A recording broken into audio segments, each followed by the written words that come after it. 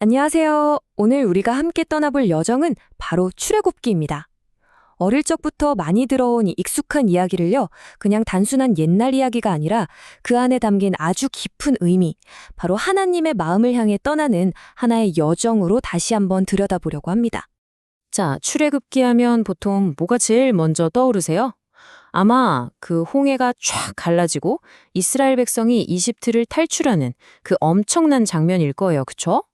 근데 말이죠. 오늘 우리가 살펴볼 자료는 여기서 아주 흥미로운 질문을 던집니다.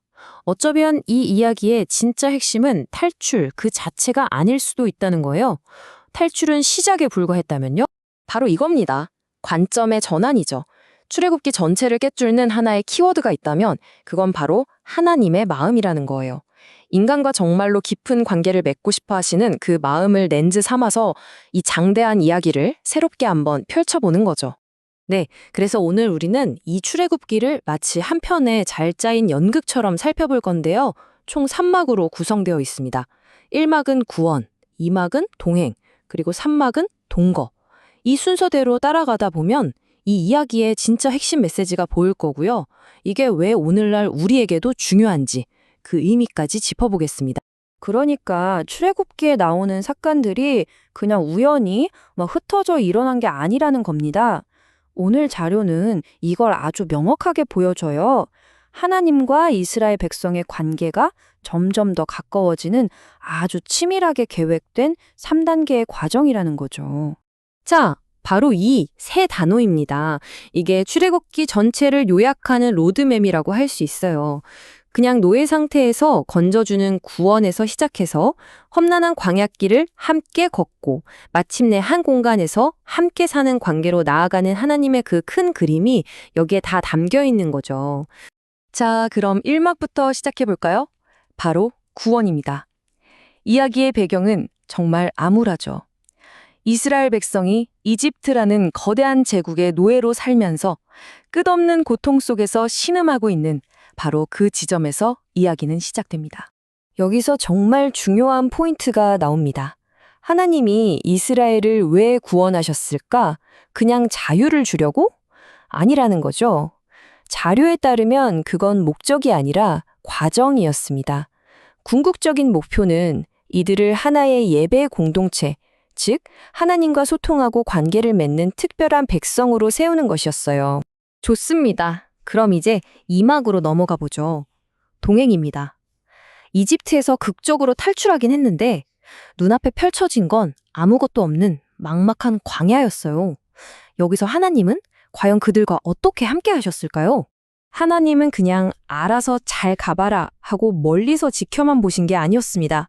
정말 구체적으로 함께 걸으셨죠. 낮에는 구름 기둥으로 시원하게, 밤에는 불 기둥으로 따뜻하게 길을 보여주셨고요. 배고플 땐 하늘에서 만나와 메추라기를, 목마를 땐 딱딱한 반석에서 물을 터뜨려 주셨습니다. 내가 지금 너희와 함께 있다는 걸 눈으로 보고 피부로 느끼게 해주신 거죠. 자, 드디어 이야기의 클라이막스 3막입니다. 동거. 함께 걷는 것을 넘어 이제 아예 함께 살자는 단계로 나아가는 거죠. 그리고 그 위대한 전환이 이루어진 무대가 바로 시내산이었습니다. 시내산에서 하나님은 이스라엘에게 정말 엄청난 비전을 제시하십니다. 너희는 이제 내 보물이야. 세상을 위한 제사장 나라, 거룩한 백성이 될 거야. 이건 단순히 한 민족의 운명을 넘어선 온 세상을 위한 하나님의 계획을 보여주는 약속이었어요. 그리고 이 엄청난 비전을 이루기 위해 주신 게 바로 율법입니다. 보통 율법하면 뭔가 딱딱하고 우리를 옥죄는 규칙처럼 생각하기 쉽잖아요. 근데 자료는 그게 아니라고 말합니다. 율법은 족쇄가 아니라 거룩하신 하나님과 연약한 인간이 깨지지 않고 함께 살기 위한 최소한의 가이드라인, 신성한 통로였다는 거죠. 그리고 마침내 함께 살고 싶다는 하나님의 열망이 눈에 보이는 형태로 나타난 것이 바로 이 성막입니다. 말 그대로 하나님의 집이에요. 하나님이 백성들 한가운데로 텐트를 치고 이사 오신 거죠.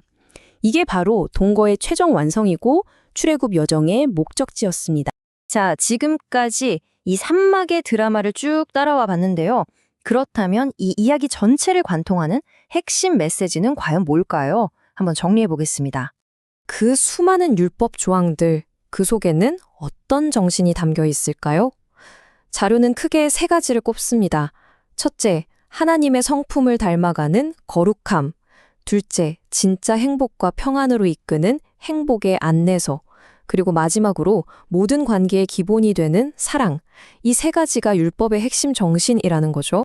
결국 이겁니다. 이 모든 걸 하나로 묶는 단 하나의 키워드. 구원의 사건도, 광야의 여정도, 율법도, 성막도, 이 모든 것은 결국 당신의 백성과 함께 걷고 궁극적으로는 함께 살고 싶어 하시는 하나님의 그 뜨거운 열망, 그 마음 하나로 귀결된다는 겁니다. 그럼 이 수천 년 전의 이야기가 21세기를 살아가는 우리에게는 대체 무슨 의미가 있을까요? 마지막으로 이 고대의 이야기가 어떻게 시대를 초월해서 우리에게까지 이어지는지 한번 살펴보겠습니다. 자료가 제시하는 최종적인 그림은 이겁니다.